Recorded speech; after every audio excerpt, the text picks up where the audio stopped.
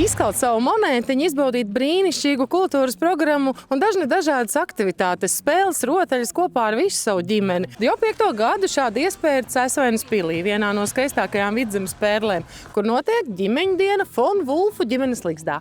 Šodien, 1. maijā, kas vienmēr mums ir brīvdiena un vienmēr ir visiem iespēja izrauties, tādi kopīgi svētki, ne tikai valstī, bet arī pie mums Cēsvainē, un tiešām tas fokus ir uz kopā būšanu. Caur daudzveidīgām aktivitātēm, caur spēlēm, caur mūziku, caur rotaļām, caur kultūru, mākslu un vēsturi. Ar Leļļu teātri par šiem mazākajiem un sarunām par visiem tik svarīgo drošības tēmu, priekšnesumiem, koncertiem, dažādām izstādēm, un tas viss svētku radīšanu apvienojot vietējo kopienu. Pulcējam vietkomus, gan uzņēmējs, gan vietējos aktīvistus, jo bez šiem cilvēkiem šis svētki nevarētu notikt. Sakam paldies ikvienam atbalstītājam un paldies arī mūsu vietējiem uzņēmējiem, kas iesaistās svētkos, kā Smēdes nams, Alus darītava, 2 torņi, tāpat arī mairažotājiem un tirdziņu dalībniekiem, kas labprāt dodas uz šiem svētkiem un piedalās ar savu produkciju. Skaists tirgus. Šodien daudz cilvēku. Ko nopirkāt? Mēs nopirkām zemo ķirsīti un ābelīti par godu māsai Dacei.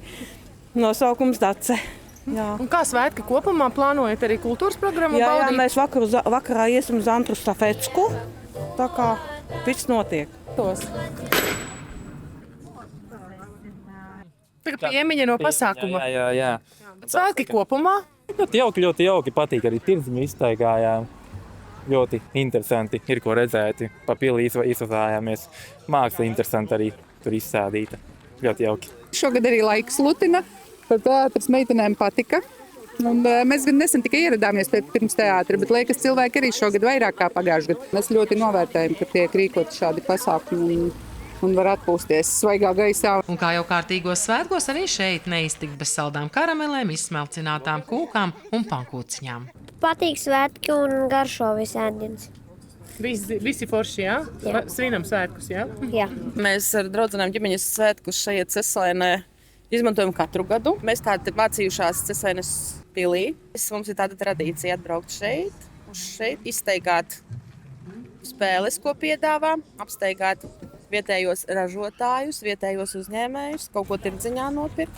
Un, ja maz bērni ir uz vietas, tad viņi arī tās izklaides izmanto. Kas ir tas lielākais pienesums šādiem svētkiem? Viens ir kultūras programma, bet varbūt vēl ir kāds. Es redzu ļoti daudz ģimenes kopā ar ratiņiem staigā un pazīstami, un ļoti daudz pazīstami. Man prieks, ka cilvēki iziet ārā no savām mājām, no saviem telefoniem.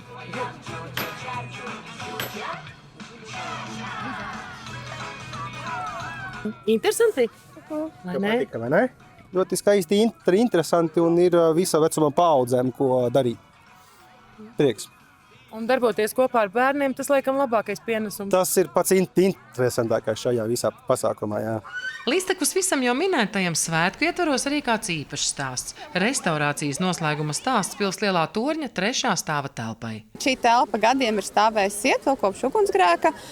Tad šobrīd mēs esam gan restaurējuši logus, gan lielus atsegumus sienām veidojuši un fiksējuši, lai šī atklājuma tā kā nesabojājas un ir skatām vēl ilgi mums. Šodien ver durvis šī telpa, kura tagad pastāvīgi būs vaļā. Ļoti priecājamies vienmēr, kad varam atvērt atkal jaunu, restaurētu telpu mūsu apmeklētājiem, jo viens no visbiežākajiem jautājumiem, ko uzdod mūsu viesis, ir, kas pie jums ir jauns. Tas ir ļoti būtiski tiem ciemiņiem, turistiem, viesiem, draugiem, kas pie mums atgriežas regulāri, un tādu ir ļoti daudz, parādīt atkal kaut ko jaunu un īpašu, kas ir tikai pie mums. Un šeit seko maza intriga vēstures cienītājiem. Es varu vienīgi pačukstēt, ka mums ir vēl jauni īpaši atklājumi, kuri kādi nav nevienam.